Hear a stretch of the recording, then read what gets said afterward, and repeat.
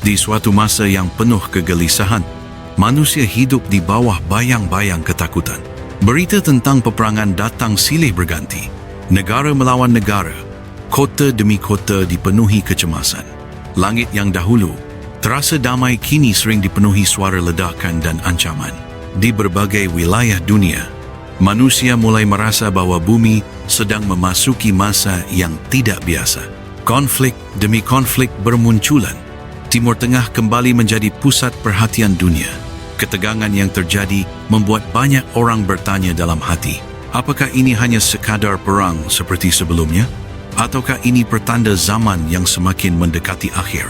Sebelum kita menyelami kisah agung ini lebih dalam, jika anda merasa konten seperti ini bermanfaat dan menambah wawasan keimanan, silakan dukung channel ini dengan menekan tombol subscribe, klik like dan bagikan video ini kepada keluarga serta sahabat anda. Semoga setiap dukungan yang anda berikan menjadi amal kebaikan yang terus mengalir. Sekarang, mari kita mulai kisahnya. Assalamualaikum warahmatullahi wabarakatuh. Sejak lebih dari 1400 tahun-tahun yang lalu, Rasulullah Shallallahu Alaihi Wasallam telah memperingatkan umat manusia tentang masa seperti ini. Beliau bersabda, akan terjadi berbagai fitnah. Orang yang duduk lebih baik daripada yang berdiri lebih baik daripada yang berjalan, dan yang berjalan lebih baik daripada yang berlari. Hadis riwayat Abu Dawud. Para ulama menjelaskan bahawa fitnah di akhir zaman bukan hanya berarti godaan iman, tetapi juga kekacauan besar yang melanda kehidupan manusia, peperangan, perebutan kekuasaan dan ketidakadilan yang merajalela. Seakan-akan dunia kehilangan arah. Allah Subhanahu wa Ta'ala telah menggambarkan keadaan manusia yang menyebabkan kerusakan di bumi. Allah berfirman, telah tampak kerusakan di darat dan di laut disebabkan kerana perbuatan tangan manusia, supaya Allah merasakan kepada mereka sebagian dari akibat perbuatan mereka agar mereka kembali ke jalan yang benar. Quran Surat Ar-Rum ayat 41. Ayat ini sering dijelaskan oleh para ulama sebagai gambaran tentang bagaimana manusia sendiri yang menyebabkan banyak kerusakan di dunia. Perang, kezaliman, penindasan, perebutan kekuasaan, semua itu membuat bumi dipenuhi penderitaan. Banyak ulama tafsir seperti Ibnu Kathir menjelaskan bahawa kerusakan yang disebut dalam ayat ini bisa berupa berbagai bentuk musibah yang muncul akibat perbuatan manusia sendiri. Dan ketika kerusakan semakin banyak terjadi, manusia mulai merasakan betapa rapuhnya kehidupan dunia. Di masa itu manusia hidup dalam keadaan yang sulit. Keadilan terasa semakin langka. Orang yang lemah sering tertindas, sementara orang yang kuat menggunakan kekuasaan untuk menindas yang lain. Rasulullah Shallallahu Alaihi Wasallam pernah menggambarkan keadaan dunia sebelum munculnya seorang pemimpin besar di akhir zaman. Beliau bersabda, dunia akan dipenuhi dengan kezaliman dan ketidakadilan. Hadis riwayat Ahmad. Hadis ini sering dijadikan rujukan oleh para ulama ketika membahas tentang kemunculan Imam Mahdi. Menurut banyak ulama, sebelum Imam Mahdi muncul, keadaan dunia memang akan berada dalam kondisi yang sangat kacau. Namun menariknya, sosok Imam Mahdi tidak muncul sebagai seorang penguasa yang sudah terkenal. Sebaliknya, beliau muncul dari kehidupan yang sederhana. Ketika peperangan semakin meluas dan ketidakadilan semakin terasa, manusia mulai merindukan sesuatu yang telah lama hilang dari dunia. Seorang pemimpin yang adil. Seorang pemimpin yang tidak haus kekuasaan. Seorang pemimpin yang memimpin manusia bukan dengan ketakutan, tetapi dengan keadilan. Dalam sejarah umat manusia, setiap kali dunia berada dalam kegelapan, Allah selalu menghadirkan cahaya. Dan dalam banyak hadis, Rasulullah Shallallahu Alaihi Wasallam telah mengabarkan bahawa di masa penuh kekacauan itu akan muncul seorang lelaki dari keturunan beliau yang akan membawa perubahan besar bagi dunia. Beliau bersabda, Al-Mahdi berasal dari keturunanku, dari keturunan Fatimah. Hadis riwayat Abu Dawud. Fatimah yang dimaksud adalah putri Rasulullah Shallallahu Alaihi Wasallam yang mulia, yaitu Fatimah. Dari keturunannya lah akan lahir seorang lelaki yang kelak dikenal oleh dunia sebagai Imam Mahdi. Namun pada awal kehidupannya, lelaki itu tidak dikenal oleh banyak orang. Ia bukan raja. Ia bukan pula seorang pemimpin besar. Ia hanyalah seorang lelaki biasa yang hidup seperti manusia lainnya. Tidak ada yang menyangka bahawa suatu hari nanti takdir besar akan menjemputnya. Dalam berbagai riwayat yang dijelaskan oleh para ulama seperti Ibnu Hajar al-Asqalani dan Al-Suyuti, disebutkan bahawa Imam Mahdi bukanlah seseorang yang mencari kekuasaan. Justru sebaliknya, beliau adalah seorang lelaki yang dikenal memiliki sifat-sifat yang baik, rendah hati, mencintai kebenaran, tidak tamak terhadap dunia. Namanya sama dengan nama Rasulullah sallallahu alaihi wasallam. Ayahnya juga memiliki nama yang sama dengan ayah Nabi. Rasulullah sallallahu alaihi wasallam bersabda, "Namanya sama dengan namaku dan nama ayahnya sama dengan nama ayahku." Hadis riwayat Abu Dawud. Namun pada masa itu, tidak ada yang mengenalnya sebagai pemimpin besar. Ia hidup seperti manusia biasa, berjalan di pasar, bergaul dengan masyarakat, menjalani kehidupannya dengan sederhana. Tetapi di balik kehidupan yang tenang itu, dunia sedang bergerak menuju sebuah peristiwa besar. Peristiwa yang akan mengubah sejarah umat manusia. Di berbagai negeri, konflik semakin meluas. Perselisihan antar pemimpin semakin tajam. Banyak ulama menjelaskan bahawa salah satu tanda penting sebelum kemunculan Imam Mahdi adalah perselisihan besar di antara para pemimpin umat Islam. Rasulullah sallallahu alaihi wasallam bersabda, akan terjadi perselisihan setelah wafatnya seorang khalifah. Hadis riwayat Abu Dawud. Perselisihan itu menyebabkan umat menjadi terpecah. Keamanan semakin sulit didapatkan, dan di saat manusia merasa dunia semakin kehilangan arah, takdir Allah sedang menyiapkan sesuatu yang besar. Sesuatu yang tidak pernah disangka oleh manusia. Seorang lelaki yang selama ini hidup dalam kesederhanaan, perlahan-lahan akan dibawa menuju sebuah perjalanan yang akan mengubah sejarah dunia. Perjalanan menuju kota suci. Perjalanan menuju Makkah. Dan dari kota itulah kisah besar kemunculan Imam Mahdi akan dimulai. Di saat dunia semakin dipenuhi peperangan dan ketidakpastian, keadaan negeri-negeri kaum muslimin juga tidak lebih baik. Perselisihan mulai muncul di berbagai tempat. Para pemimpin saling berbeza pendapat, bahkan sebagian di antara mereka saling berebut kekuasaan. Apa yang dahulu diperingatkan oleh Rasulullah sallallahu alaihi wasallam perlahan mulai terlihat. Beliau pernah bersabda, akan terjadi perselisihan setelah wafatnya seorang khalifah. Maka keluarlah seorang lelaki dari penduduk Madinah menuju Hadis riwayat Abu Dawud. Para ulama menjelaskan bahawa hadis ini menggambarkan sebuah masa ketika dunia Islam mengalami kekosongan kepemimpinan yang kuat. Setelah wafatnya seorang pemimpin besar, muncul berbagai kelompok yang saling mengklaim kekuasaan. Akibatnya, keamanan runtuh. Kepercayaan di antara manusia mulai hilang. Di berbagai negeri, manusia mulai merasakan dampak dari perselisihan itu. Sebagian orang membela kelompoknya masing-masing. Sebagian lagi merasa bingung, tidak tahu harus mengikuti siapa. Para ulama klasik seperti Ibnu Kathir menjelaskan bahawa salah satu tanda menjelang kemunculan Imam Mahdi adalah terjadinya kekacauan di kalangan umat Islam sendiri. Ketika kekuasaan diperebutkan, seringkali yang menjadi korban adalah rakyat biasa. Orang-orang yang lemah semakin tertindas. Dan dalam keadaan seperti itulah manusia mulai merindukan seorang pemimpin yang benar-benar adil. Di tengah kekacauan itu, hiduplah seorang lelaki yang berasal dari keturunan Nabi Muhammad sallallahu alaihi wasallam. Lelaki ini bukan seorang tokoh besar. Ia tidak memiliki pasukan. Ia juga tidak memiliki ambisi untuk menjadi penguasa. Ia hanyalah seorang lelaki saleh yang hidup dengan sederhana. Namun ketika keadaan semakin kacau dan perselisihan semakin memanas, lelaki ini merasa khawatir akan keselamatan dirinya dan keluarganya. Ia pun memutuskan untuk meninggalkan kota tempat tinggalnya. Kota itu adalah Madinah. Kota yang sejak dahulu dikenal sebagai tempat hijrah Rasulullah sallallahu alaihi wasallam. Dengan hati yang penuh kegelisahan, lelaki itu meninggalkan Madinah. Tujuannya adalah kota suci yang menjadi pusat ibadah umat Islam, Makkah. Ia tidak tahu bahawa perjalanan itu akan mengubah seluruh hidupnya. Perjalanan dari Madinah menuju Makkah bukanlah perjalanan yang mudah. Padang pasir yang luas terbentang di sepanjang jalan. Angin gurun bertiup kencang, membawa debu yang menutup pandangan. Namun lelaki itu tetap melanjutkan perjalanannya. Ia tidak mencari kekuasaan.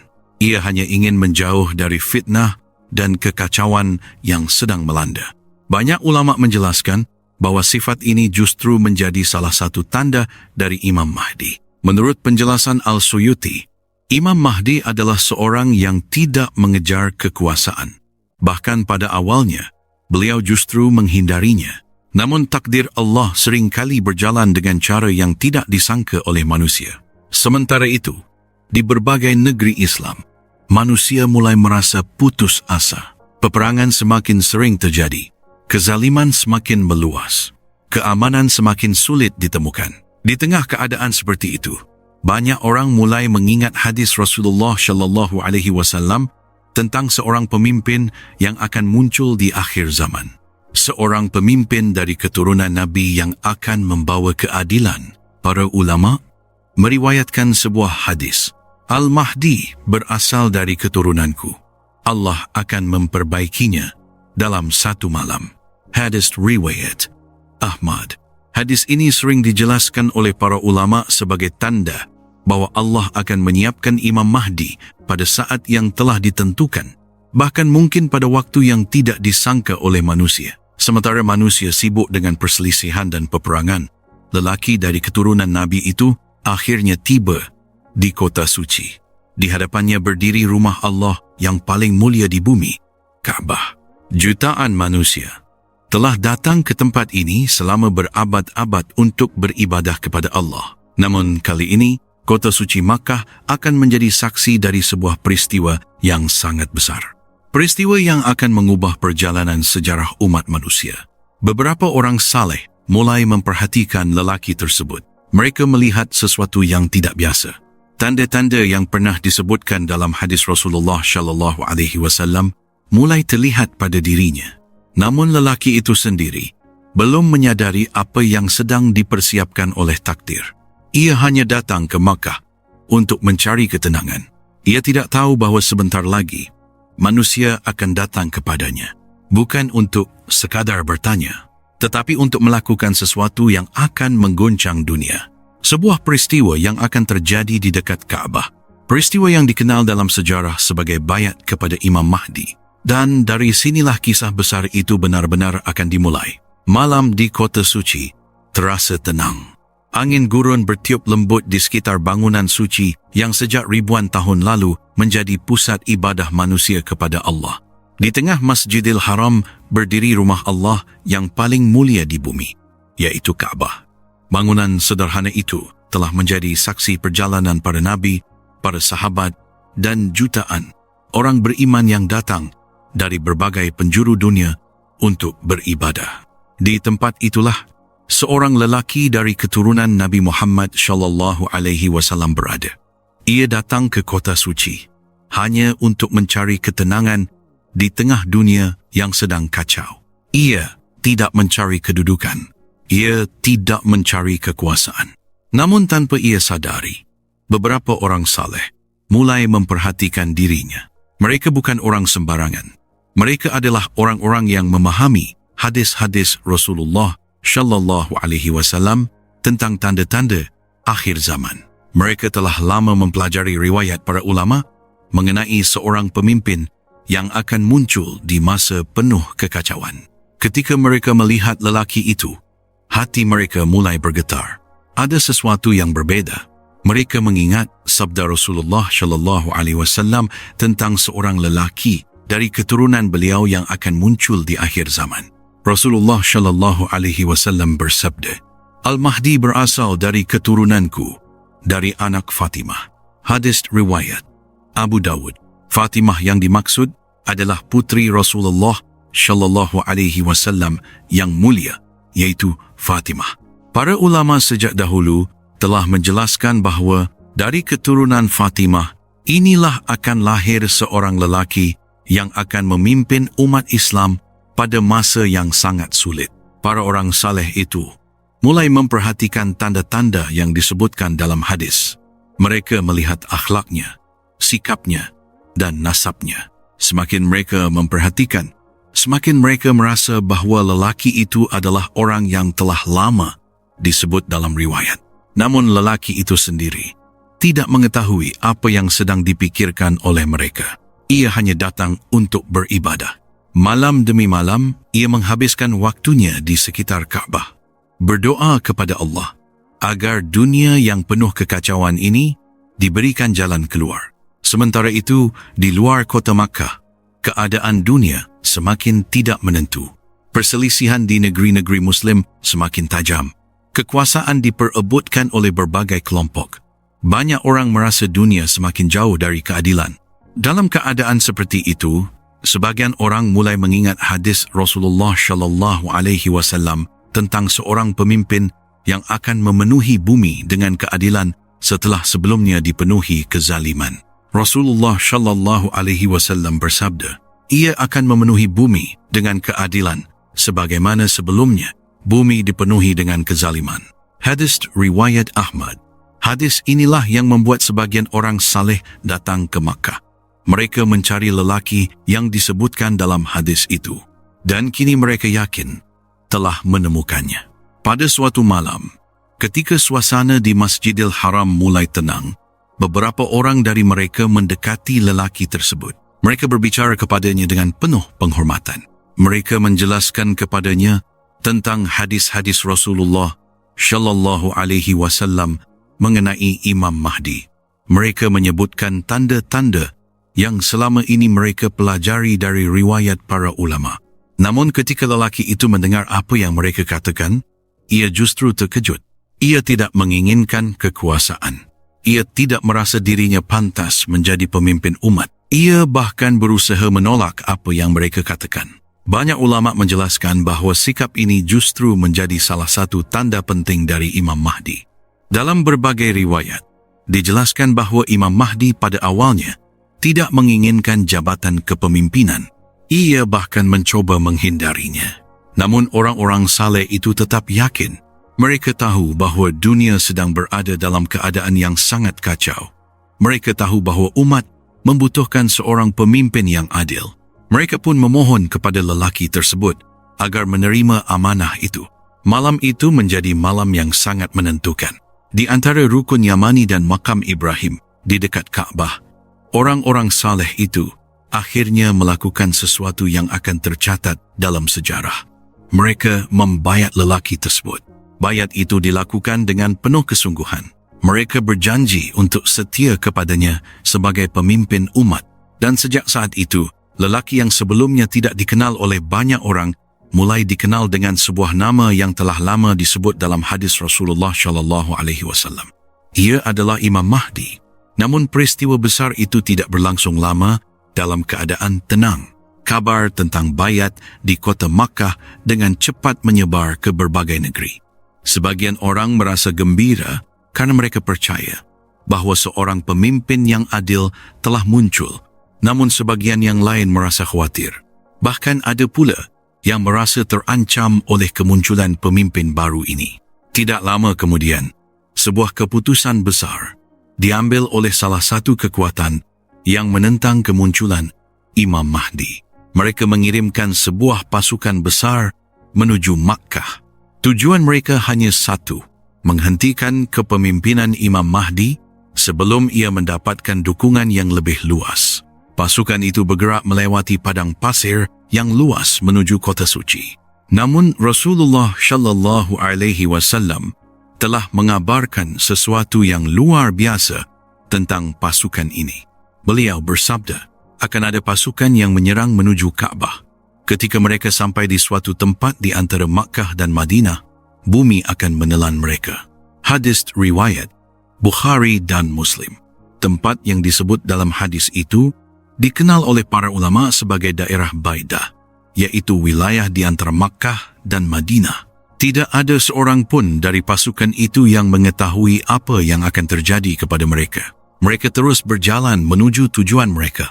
Sementara itu, di kota suci Makkah, Imam Mahdi dan orang-orang yang telah membayatnya belum mengetahui bahawa sebuah peristiwa besar sedang bergerak menuju mereka. Peristiwa yang tidak hanya akan mengejutkan manusia, tetapi juga akan menjadi salah satu tanda besar bahawa zaman yang telah lama diperingatkan oleh Rasulullah sallallahu alaihi wasallam benar-benar telah dimulai. Dan ketika pasukan itu akhirnya tiba di wilayah Baidah, sesuatu yang tidak pernah disangka oleh manusia akan terjadi. Peristiwa yang akan mengguncang dunia. Peristiwa yang akan membuat banyak orang mulai menyadari bahawa kemunculan Imam Mahdi bukanlah sekadar cerita, melainkan bagian dari takdir besar yang telah ditetapkan oleh Allah sejak dahulu. Dan dari sinilah rangkaian peristiwa besar di akhir zaman akan mulai bergerak semakin cepat. Kabar tentang bayat yang terjadi di dekat Kaabah mulai menyebar dengan cepat ke berbagai negeri.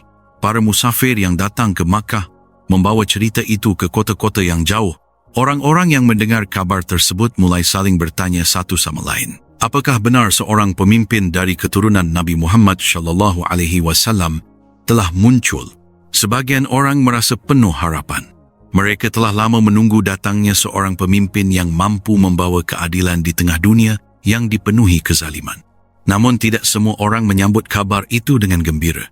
Di antara para penguasa yang sedang berkuasa pada masa itu, ada yang merasa kemunculan pemimpin baru ini sebagai ancaman. Mereka khawatir jika berita itu benar, maka manusia akan berkumpul di bawah kepemimpinan seorang lelaki yang tidak berada di bawah kekuasaan mereka. Karena itulah sebuah keputusan besar diambil. Sebuah pasukan besar diperintahkan untuk bergerak menuju kota suci Makkah. Tujuan mereka hanya satu, menghentikan kepemimpinan lelaki yang baru saja dibayat itu sebelum kekuatannya semakin besar. Pasukan itu pun berangkat. Mereka membawa perlengkapan perang yang lengkap. Para prajurit berjalan melintasi padang pasir yang luas dengan keyakinan bahawa mereka akan segera mencapai Makkah dan menyelesaikan tugas mereka. Namun mereka tidak mengetahui bahawa perjalanan mereka akan berakhir dengan cara yang tidak pernah dibayangkan oleh manusia. Sejak lebih dari 1000 tahun yang lalu, Rasulullah sallallahu alaihi wasallam telah mengabarkan sesuatu yang sangat menakjubkan tentang pasukan ini. Beliau bersabda, akan ada pasukan yang menuju Kaabah untuk menyerang seseorang. Ketika mereka sampai di suatu tempat di antara Makkah dan Madinah, bumi akan menelan mereka. Hadis riwayat Bukhari dan Muslim. Hadis ini telah lama dikenal oleh para ulama sebagai salah satu tanda besar yang akan terjadi sebelum tegaknya kepemimpinan Imam Mahdi. Tempat yang disebut dalam hadis itu berada di sebuah wilayah gurun yang dikenal dengan nama Baidah, yaitu daerah di antara Madinah dan Makkah. Di tempat inilah sesuatu yang luar biasa akan terjadi. Pasukan itu terus berjalan melintasi padang pasir. Matahari gurun bersinar sangat terik di atas kepala mereka. Angin panas berhembus membawa debu yang berterbangan di udara. Para prajurit tidak merasakan adanya bahaya. Mereka hanya fokus pada tujuan mereka. Namun ketika pasukan itu akhirnya tiba di wilayah Baidah, sesuatu yang tidak biasa mulai terjadi. Tanah yang mereka pijak tiba-tiba bergetar. Pada awalnya getaran itu terasa kecil, seperti gempa yang ringan. Para prajurit mulai saling memandang dengan wajah penuh kebingungan. Getaran itu kemudian semakin kuat. Tanah gurun yang selama ini terlihat keras mulai bergerak seperti gelombang. Kuda-kuda menjadi gelisah. Para prajurit mulai panik. Beberapa dari mereka mencoba berlari menjauh, tetapi tidak ada tempat untuk melarikan diri.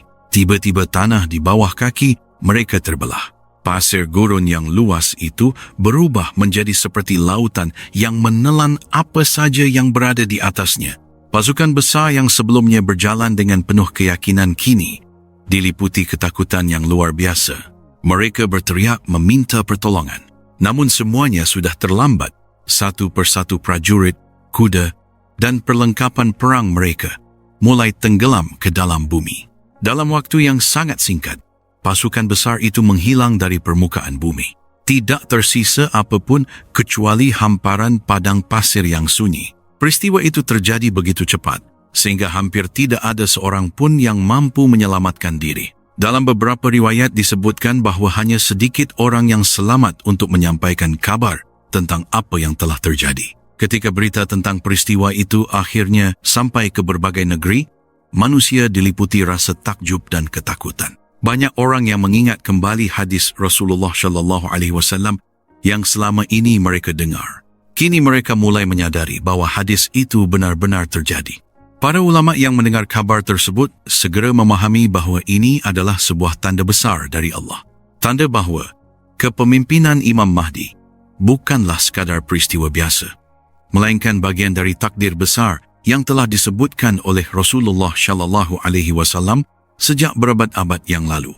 Di kota suci Makkah, kabar tentang hancurnya pasukan itu akhirnya sampai kepada Imam Mahdi dan orang-orang yang telah membayatnya.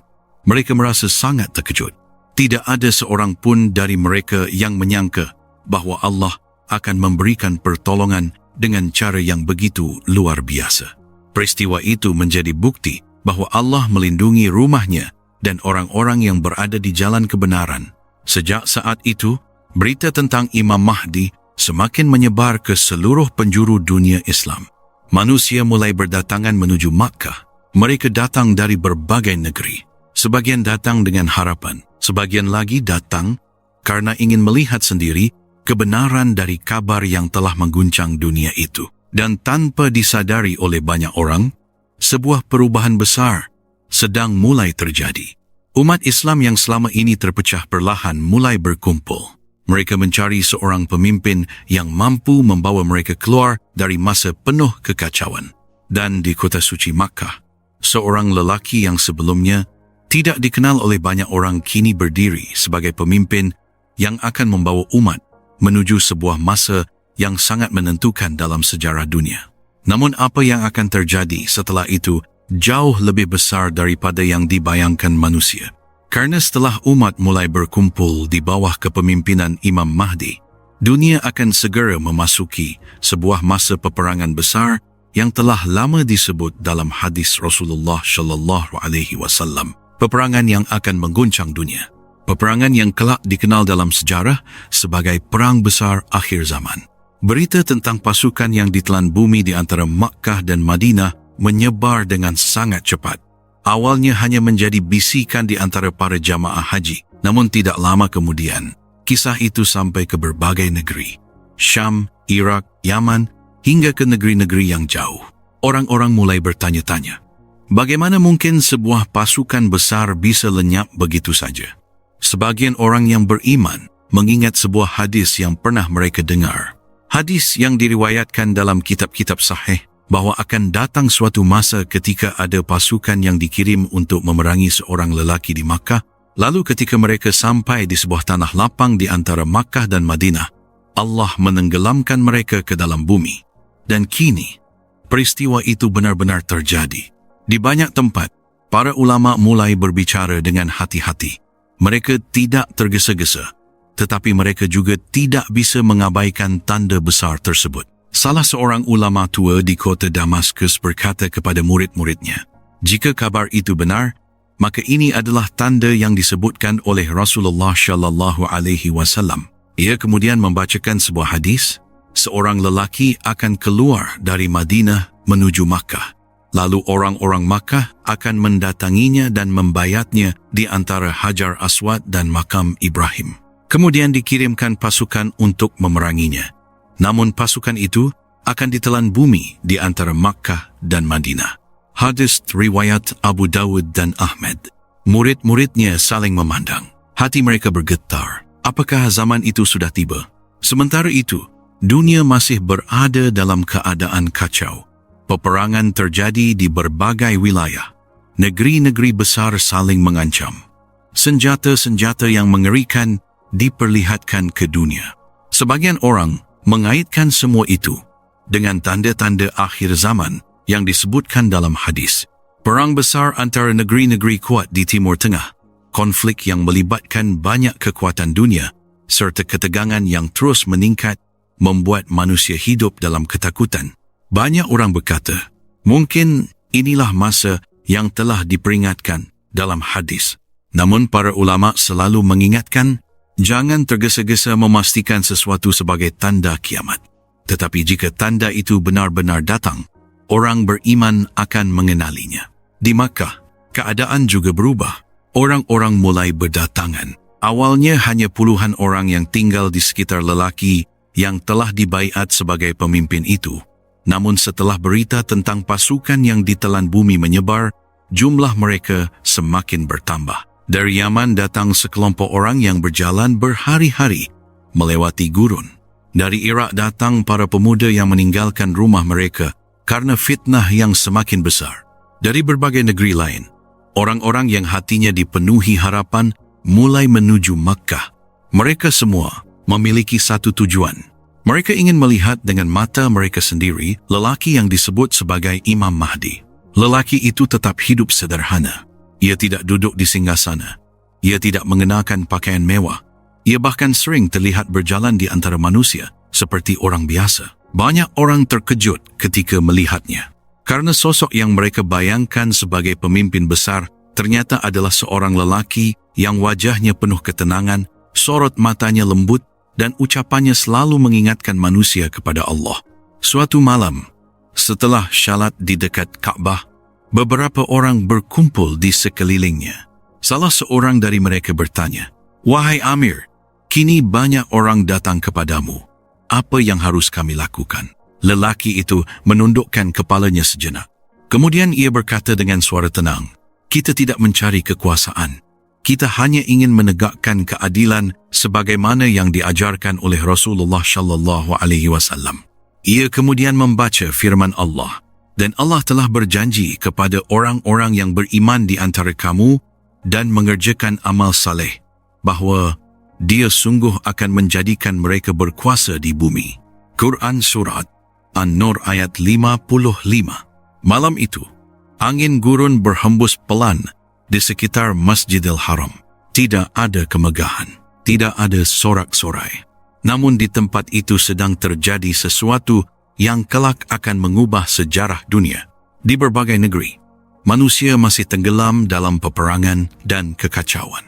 Namun di Makkah, perlahan-lahan sebuah kekuatan sedang tumbuh. Kekuatan yang tidak dibangun oleh ambisi manusia, melainkan oleh takdir Allah. Dan tidak lama lagi, dunia akan mulai mendengar nama lelaki itu. Nama yang selama berabad-abad hanya disebut dalam hadis-hadis Nabi. Nama yang akan membawa harapan bagi umat yang telah lama hidup dalam kegelapan. Imam Mahdi. Dan ketika berita tentang dirinya semakin menyebar, para penguasa di berbagai negeri mulai merasa gelisah. Karena mereka tahu, jika manusia mulai berkumpul di bawah satu pemimpin yang adil, maka kekuasaan yang selama ini mereka pegang mungkin tidak akan bertahan lama. Namun mereka belum tahu bahawa peristiwa yang lebih besar sedang menunggu di depan. Dan dari arah Syam, sebuah badai besar mulai bergerak. Dari arah utara, tepatnya dari wilayah Syam, kabar tentang seorang pemimpin yang telah dibayat di Makkah mulai terdengar semakin jelas. Awalnya para penguasa menganggap kabar itu hanya isu yang berlebihan. Namun ketika berita tentang pasukan yang ditelan bumi di antara Makkah dan Madinah semakin banyak disaksikan dan diceritakan oleh orang-orang yang kembali dari Tanah Suci, kegelisahan mulai muncul di hati para penguasa. Mereka mulai bertanya-tanya, siapakah lelaki itu? Mengapa manusia mulai berkumpul di sekelilingnya? Di berbagai negeri, para pemimpin yang terbiasa berkuasa mulai merasa terancam. Mereka takut jika umat Islam yang selama ini terpecah belah tiba-tiba bersatu di bawah satu pemimpin yang adil. Sementara itu di Makkah, jumlah orang yang datang untuk bergabung semakin banyak. Mereka datang dari berbagai arah. Ada yang menempuh perjalanan berbulan-bulan melewati padang pasir. Ada pula yang meninggalkan negeri yang sedang dilanda perang dan kekacauan. Setiap hari di sekitar Ka'bah, semakin banyak orang yang berdiri di belakang lelaki yang telah dibayat itu. Mereka syalat bersamanya, mereka mendengarkan nasihatnya, dan mereka melihat sendiri kesederhanaannya. Lelaki itu tidak pernah mengangkat dirinya tinggi di hadapan manusia. Ia justru sering mengingatkan orang-orang di sekelilingnya agar selalu takut kepada Allah dan tidak tergoda oleh kekuasaan dunia. Suatu malam setelah syalat, Ia berkata kepada orang-orang yang duduk di sekitarnya, sesungguhnya bumi ini akan dipenuhi kezaliman sebelum Allah menurunkan keadilan. Ucapan itu mengingatkan sebagian orang pada sebuah hadis Nabi SAW, Al-Mahdi akan memenuhi bumi dengan keadilan sebagaimana sebelumnya bumi dipenuhi dengan kezaliman. Hadis riwayat Abu Dawud dan Ahmad. Orang-orang yang mendengar hadis itu merasakan harapan yang besar di dalam hati mereka. Namun di luar Makkah, keadaan dunia semakin tegang. Konflik di berbagai wilayah timur tengah semakin meluas. Negeri-negeri besar saling menunjukkan kekuatan mereka. Senjata-senjata yang belum pernah digunakan sebelumnya mulai dipersiapkan. Banyak ulama mulai mengingatkan umat Islam tentang sebuah peristiwa besar yang disebut dalam hadis Malhamah Kubra, iaitu perang besar yang akan mengguncang dunia. Sebagian ulama menjelaskan bahawa sebelum kemenangan besar umat Islam, akan terjadi peperangan dahsyat yang melibatkan banyak bangsa. Perang yang begitu besar, sehingga manusia belum pernah menyaksikan yang seperti itu sebelumnya. Di Syam, keadaan juga semakin memanas. Perselisihan antara berbagai kelompok semakin tajam. Setiap kelompok ingin menguasai wilayah tersebut. Dalam beberapa riwayat disebutkan bahawa sebelum munculnya Imam Mahdi secara luas, akan terjadi perselisihan besar di wilayah Syam. Sebagian orang mulai berkata, jika benar Imam Mahdi telah dibaiat di Makkah, maka tidak lama lagi peristiwa besar akan terjadi di Syam. Sementara itu di Makkah, suatu hari seorang lelaki tua datang menemui Imam Mahdi. Ia adalah seorang ulama yang telah menghabiskan hidupnya mempelajari hadis-hadis tentang akhir zaman. Dengan suara yang tenang ia berkata, "Wahai Amir, umat Islam di berbagai negeri sedang menunggu kepemimpinan yang adil. Namun jalan yang akan kita hadapi tidak akan mudah." Imam Mahdi menatapnya dengan tenang. "Sesungguhnya pertolongan datang dari Allah," jawabnya. Lelaki tua itu kemudian berkata, dalam banyak riwayat, disebutkan bahawa Syam akan menjadi pusat berbagai peristiwa besar. Di sanalah banyak peperangan akan terjadi. Orang-orang yang mendengar percakapan itu menjadi semakin serius. Mereka mulai memahami bahawa apa yang sedang terjadi bukanlah peristiwa kecil. Ini adalah bagian dari rangkaian kejadian besar yang telah diperingatkan oleh Rasulullah Shallallahu Alaihi Wasallam berabad-abad yang lalu. Malam demi malam berlalu. Jumlah pengikut Imam Mahdi semakin bertambah. Orang-orang yang datang bukan hanya para pemuda yang bersemangat, tetapi juga para ulama, para ahli ibadah, dan orang-orang yang telah lama menunggu datangnya masa keadilan. Namun di sisi lain, para penguasa dunia mulai menyusun rencana. Mereka tidak ingin seorang pemimpin baru menyatukan umat yang selama ini terpecah. Di ruang-ruang pertemuan yang tertutup, para pemimpin dan jeneral mulai berbicara tentang cara menghentikan kekuatan yang sedang tumbuh di Makkah. Mereka belum sepenuhnya memahami siapa yang mereka hadapi. Namun mereka tahu satu hal. Jika umat Islam benar-benar bersatu, maka peta kekuasaan dunia bisa berubah. Dan di saat yang sama, di wilayah Syam, tanda-tanda peperangan besar mulai terlihat. Pasukan-pasukan mulai bergerak. Perselisihan semakin tajam.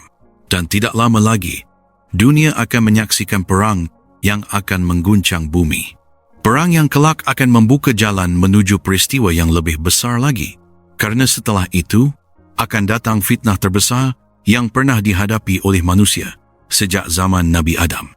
Fitnah yang bahkan para Nabi pun memperingatkan umat mereka tentangnya.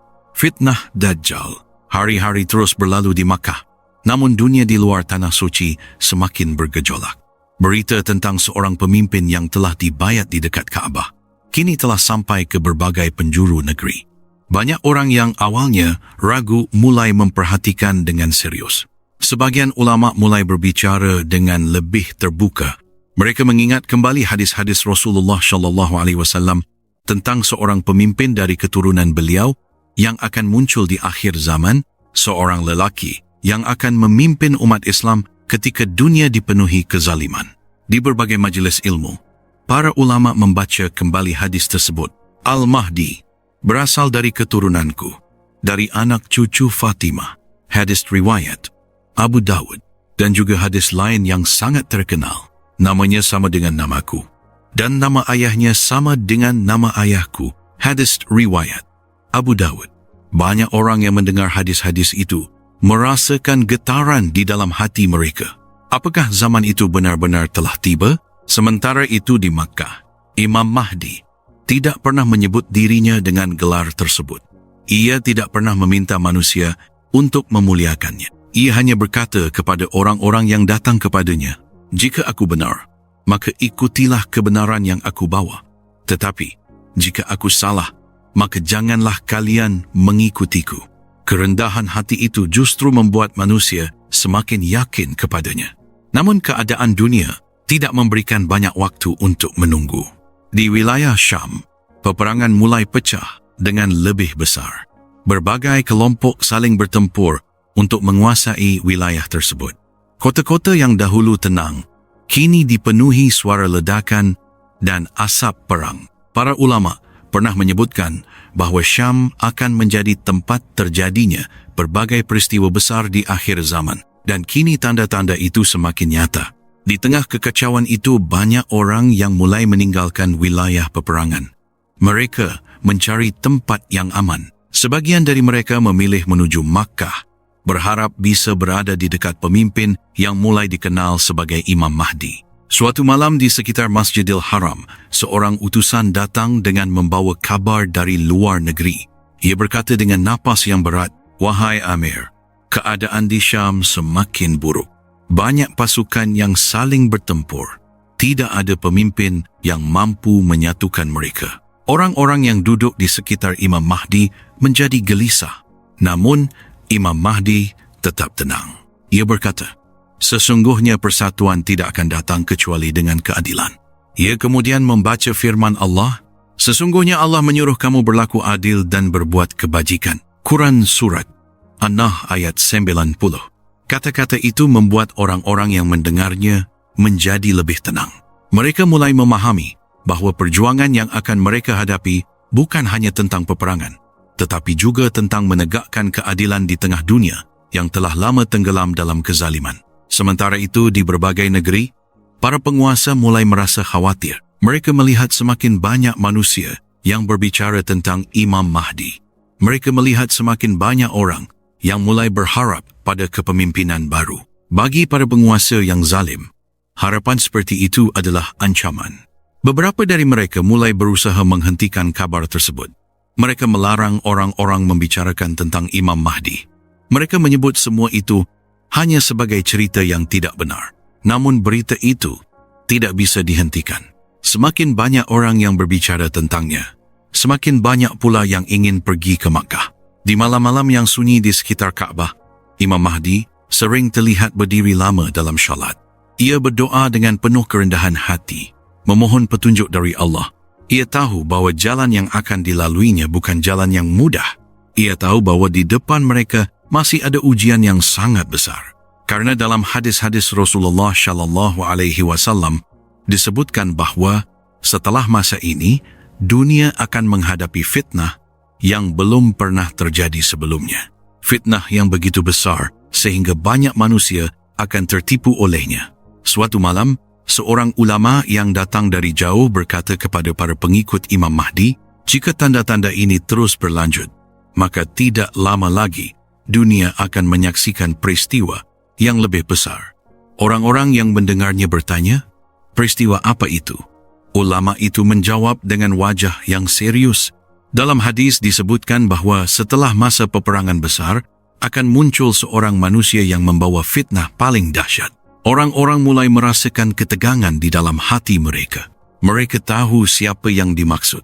Sosok yang telah diperingatkan oleh semua nabi. Sosok yang akan menguji keimanan manusia di seluruh bumi. Seorang lelaki yang akan datang dengan kekuatan yang menipu banyak manusia. Namanya Dajjal. Dan ketika hari itu tiba, dunia tidak akan pernah sama lagi. Waktu terus berjalan. Di berbagai penjuru dunia, manusia masih tenggelam dalam kekacauan. Peperangan yang terjadi di banyak negeri belum juga berakhir. Kota-kota hancur, keluarga tercerai-berai, dan manusia hidup dalam ketakutan yang panjang. Namun di Makkah, Suasana berbeza. Di sekitar Kaabah, orang-orang dari berbagai negeri mulai berkumpul. Mereka datang dengan harapan yang sama, ingin berada di bawah kepemimpinan seorang pemimpin yang adil. Imam Mahdi tetap hidup dengan sederhana. Ia tidak membangun istana. Ia tidak mencari kemewahan. Sebagian besar waktunya dihabiskan untuk beribadah, memberi nasihat, dan menyatukan orang-orang yang datang dari berbagai latar belakang. Suatu hari, setelah syalat di Masjidil Haram, seorang lelaki yang baru datang dari perjalanan jauh mendekati para pengikut Imam Mahdi. Wajahnya terlihat sangat serius. Ia berkata dengan suara pelan, "Aku membawa kabar dari negeri yang jauh." Orang-orang yang berada di sekitarnya segera mendengarkan. Lelaki itu berkata, "Di banyak negeri, manusia mulai berbicara tentang seorang lelaki yang mengaku memiliki kekuatan luar biasa. Sebagian orang mengatakan, ia mampu melakukan hal-hal yang tidak masuk akal." Orang-orang mulai saling memandang. Beberapa dari mereka langsung teringat pada hadis-hadis Rasulullah Shallallahu Alaihi Wasallam. Seorang ulama yang berada di sana berkata, Rasulullah telah memperingatkan umat ini tentang seorang pendusta besar yang akan muncul di akhir zaman. Ia kemudian membacakan sebuah hadis yang sangat terkenal. Tidak ada satu pun Nabi kecuali telah memperingatkan kaumnya tentang Dajjal. Hadis riwayat Bukhari dan Muslim. Suasana menjadi sunyi. Nama itu selalu membuat hati manusia bergetar. Dajjal, sosok yang telah diperingatkan oleh para nabi sejak zaman dahulu. Rasulullah Shallallahu Alaihi Wasallam bahkan menyebut bahawa fitnah Dajjal adalah fitnah terbesar yang akan dihadapi manusia sejak Nabi Adam hingga hari kiamat. Seorang pemuda yang mendengar hal itu bertanya dengan suara gemetar, "Apakah itu berarti waktunya sudah dekat?" Ulama itu menjawab dengan hati-hati, "Kita tidak boleh memastikan sesuatu sebelum benar-benar terjadi. Tetapi jika tanda-tandanya telah datang, maka orang yang beriman harus mempersiapkan diri." Sementara itu, di berbagai negeri, keadaan semakin aneh. Sebagian orang mulai melaporkan kejadian-kejadian yang sulit dijelaskan. Ada yang mengatakan bahawa seorang lelaki muncul di suatu tempat dengan kemampuan yang luar biasa. Ia mampu membuat manusia terpesona dengan ucapannya. Sebagian orang yang lemah imannya mulai mempercayainya.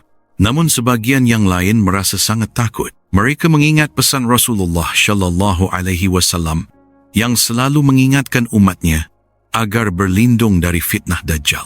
Dalam banyak hadis, Rasulullah mengajarkan umatnya untuk membaca doa perlindungan dalam setiap syalat.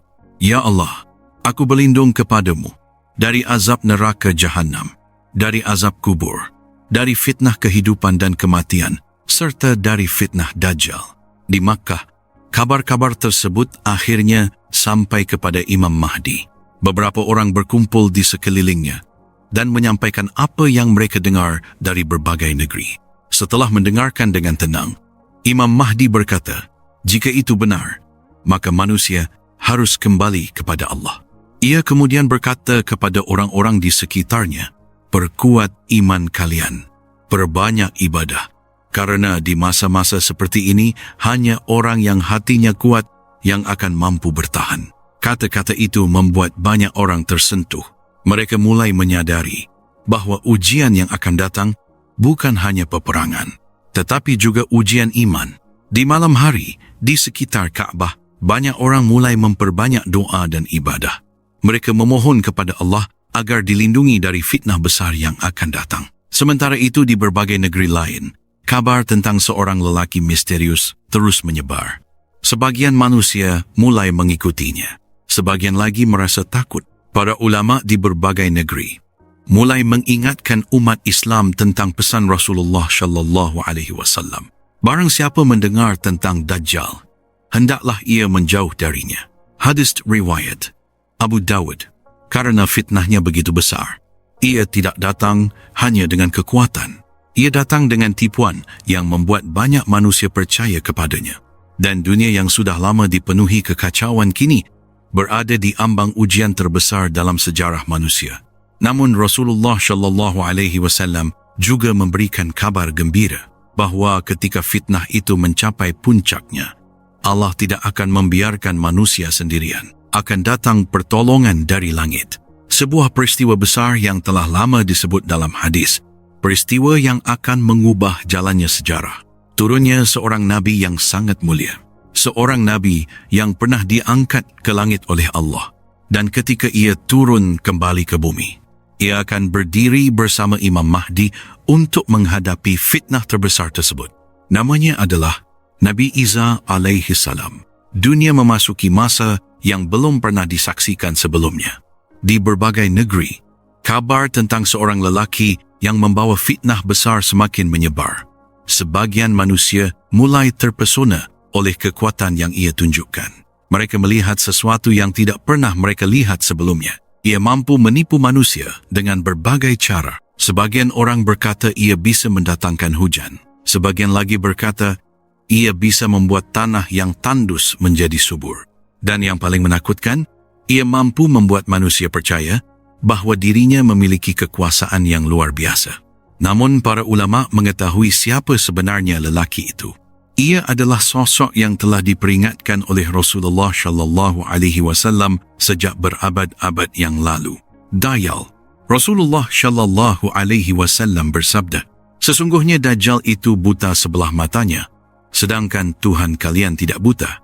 Hadis riwayat Bukhari dan Muslim. Dalam hadis lain juga disebutkan bahawa di antara kedua matanya tertulis kata kafir yang dapat dibaca oleh setiap orang beriman. Ketika kabar tentang munculnya Dajjal sampai ke berbagai negeri, banyak manusia mulai ketakutan. Sebagian orang melarikan diri ke tempat-tempat yang mereka anggap aman. Namun fitnah itu menyebar dengan sangat cepat. Dajjal berpindah dari satu negeri ke negeri lain. Ia mengumpulkan pengikut dari berbagai kalangan. Banyak manusia yang lemah imannya akhirnya mengikuti dirinya. Tetapi ada satu tempat yang tidak bisa ia masuki. Makkah dan Madinah. Rasulullah sallallahu alaihi wasallam pernah bersabda, tidak ada satu negeri pun yang tidak akan dimasuki oleh Dajjal kecuali Makkah dan Madinah. Hadis riwayat Bukhari dan Muslim. Di kedua kota suci itu, para malaikat menjaga setiap jalan masuknya. Di Makkah, Imam Mahdi dan para pengikutnya terus mempersiapkan diri. Mereka mengetahui bahawa ujian yang akan datang adalah ujian terbesar bagi umat manusia. Setiap malam di sekitar Kaabah, banyak orang berdiri dalam salat yang panjang. Mereka memohon perlindungan kepada Allah dari fitnah Dajjal. Suatu malam, seorang ulama berkata kepada para pengikut Imam Mahdi.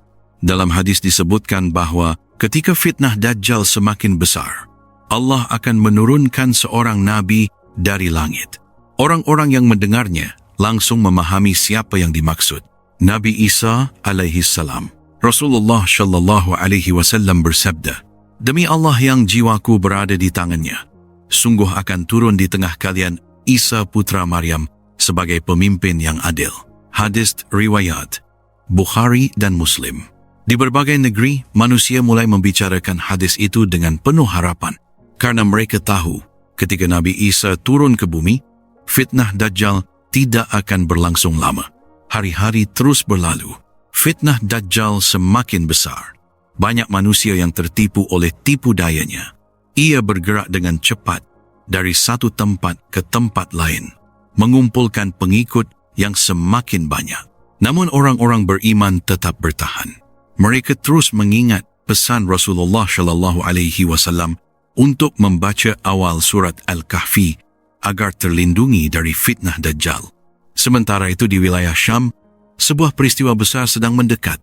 Di sebuah tempat yang bernama Damaskus, tepatnya di dekat sebuah menara putih di sebelah timur kota, malam itu langit terlihat sangat tenang. Sebagian orang sedang beribadah di masjid. Sebagian lagi sedang berdoa agar Allah segera menurunkan pertolongannya.